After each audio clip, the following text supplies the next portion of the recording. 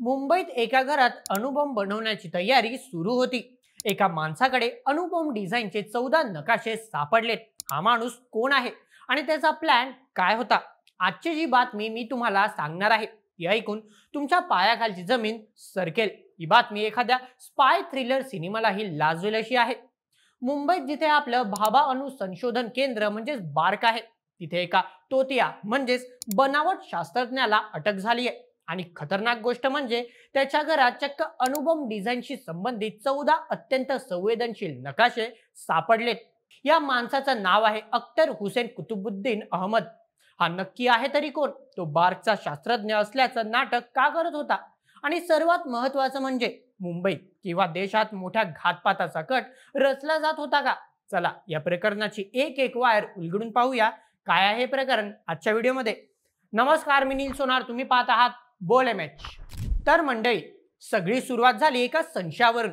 हा अख्तर हुसेन कुतुबुद्दीन अहमद नावाचा इसम मुंबईत आणि इतर ठिकाणी स्वतःला भाभा अणु संशोधन केंद्राचा म्हणजे बार्कचा एक मोठा सायंटिस्ट भासवत फिरत होता।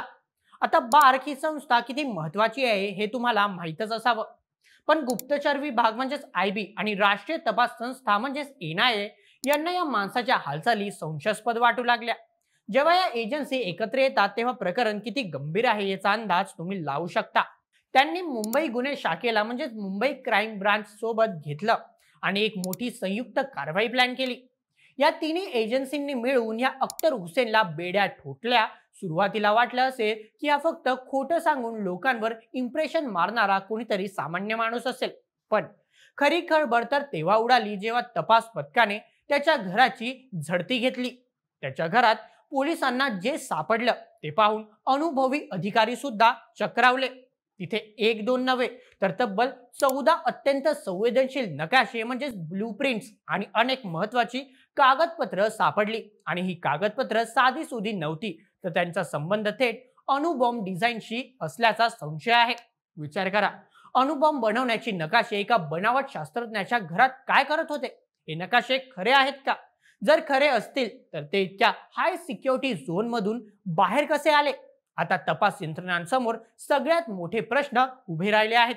सर्वप्रथम, हे नकाशे त्यांच्याकडे आले कुठून? याचा स्रोत काय? हे नकाशे स्वतःकडे ठेवण्यामागचा त्याचा मूळ हेतू काय होता? तो हे नकाशे कोणाला विकणार होता का, की तो स्वतःच काहीतरी भयंकर कट रचत होता? अजून त्याचे संबंध कोणाकोणाशी आहेत? यामागे कोणती दहशतवादी संघटना आहे का? या सगळ्या प्रश्नांमुळे तपास यंत्रणांची झोप उडाली आहे। हा धोका फक्त मुंबई पुरता नाही तर संपूर्ण देशाच्या सुरक्षेला सुरुंग लावणारा आहे।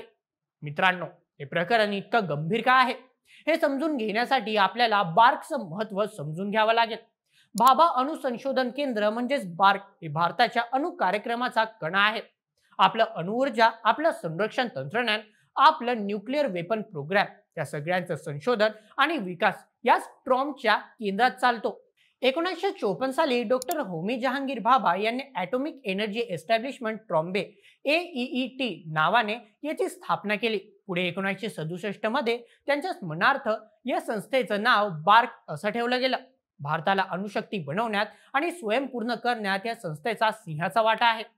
ही संस्था भारताच्या राष्ट्रीय सुरक्षेची सर्वात मजबूत भिंत आहे। आता विचार करा, अशा संवेदनशील ठिकाणी जर कोणी बनावट ओळख घेऊन फिरत असेल किंवा तिथली माहिती बाहेर काढत असेल तर देशासाठी हा किती मोठा धोका आहे। हा अख्तर हुसेन याचं बार्कमध्ये घातपाताचा कट तर रचत नव्हता ना? सध्या गुप्तचर आणि तपास यंत्रणांनी या प्रकरणाचा बहुआयामी तपास सुरू केला आहे। अख्तर हुसेनची कसून चौकशी सुरू आहे। त्याचे मोबाईल रेकॉर्ड्स, बँक डिटेल्स आणि तो कोणाकोणाला भेटला हे सगळं तपासले जात आहे। यात आणखी काही जणांची अटक होण्याची शक्यता अजिबात नकारता येत नाही। पुढील काही दिवसात या प्रकरणातील अनेक मोठे धागेदोरे उघड होतील अशी अपेक्षा आहे। तर मित्रांनो, मुंबईत उघडीस आलेलं हे प्रकरण खूपच धक्कादायक आणि गंभीर आहे। एका बनावट शास्त्रज्ञाकडे अणुबॉम्बच्या डिझाईनशी संबंधित नकाशे सापडणं हे आपल्या सुरक्षा यंत्रणांसाठी एक मोठे आवाहन आहे। आपण आशा करूया की आपली मुंबई पोलीस, एनआयए आणि आयबी या प्रकरणाच्या मुळाशी जातील आणि जो कोणी या देशविरोधी कटामागे असेल त्याला कठोर शिक्षा होईल। भारताची सुरक्षा अभेद्य आहे आणि राहील. तुम्हाला या संपूर्ण प्रकरणाबद्दल काय वाटतं? तुमचा अंदाज काय आहे?